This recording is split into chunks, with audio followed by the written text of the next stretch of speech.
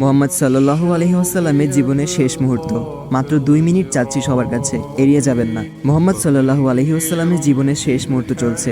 হঠাৎ সেখানে একজন লোক এসে বললেন, সালাম, আমি কি ভেতরে আসতে পারি? ফাতেমা রাদিয়াল্লাহু তাআলা বললেন, দুঃখিত, আমার পিতা খুবই অসুস্থ। ফাতেমা রাদিয়াল্লাহু তাআলা দরজা বন্ধ করে রাসূলের কাছে গেলেন। মোহাম্মদ সাল্লাল্লাহু আলাইহি ওয়াসাল্লাম বললেন, কে সেই লোক?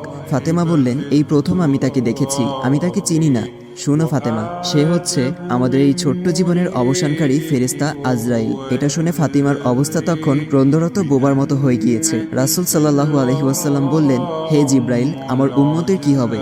আমার উম্মতের নাজাতের কি হবে?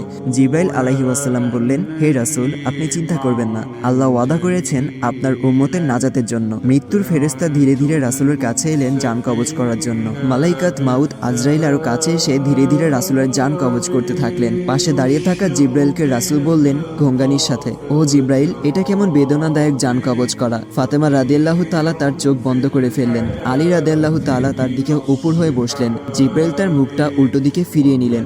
রাসূল সাল্লাল্লাহু আলাইহি ওয়াসাল্লাম বললেন, হে জিব্রাইল, তুমি মুখটা উল্টো দিকে ঘোরালে কেন? আমার প্রতি তুমি বিরক্ত? জিব্রাইল বললেন, হে রাসূলুল্লাহ, সাকারাতুল মাউতের অবস্থায় আমি আপনাকে কিভাবে দেখে সহ্য করতে পারি? ভয়াবহ ব্যথায় রাসূল ছোট্ট একটি গঙ্গানি দিলেন। রাসূলুল্লাহ সাল্লাল্লাহু আলাইহি ওয়াসাল্লাম বললেন, হে আল্লাহ, সাকারাতুল মাউতটা মানে জান কবজের সময় যতই ভয়াবহ হোক সমস্যা নেই, আমাকে সকল ব্যথা দাও, আমি বরণ করব, কিন্তু আমার উম্মাকে ব্যথা দিও না। রাসূলের শরীরটা ধীরে ধীরে ঠান্ডা হয়ে আসতে লাগলো। তার পা বুক কিছুই নড়ছে না আর। রাসূলের চোখের পানির সাথে তার ঠোঁটটা কম্পিত ছিল। তিনি কিছু বলবেন মনে হয়। আলী রাদিয়াল্লাহু তাআলা তার কানটা রাসূলের মুখের কাছে নিয়ে গেল। রাসূল বললেন, নামাজ কায়েম করো এবং তোমাদের মাঝে থাকা দুর্বলদের যত্ন নাও। রাসূলের ঘরের বাইরে চলছে কান্নার আওয়াজ। সাহাবীরা একজন আরেকজনকে জড়িয়ে ধরে উচ্চস্বরে কান্নারত। আলী রাদিয়াল্লাহু তাআলা আবার তার কানটা রাসূলের মুখের কাছে ধরলো। রাসূল চোখ ভেজা অবস্থায় বলতে থাকলেন, ইয়া উম্মতি, ইয়া উম্মতি। আল্লাহ আমাদের সবার মাঝে বুঝদান করুন। ভিডিওটি ভালো লাগলে অবশ্যই শেয়ার করবেন।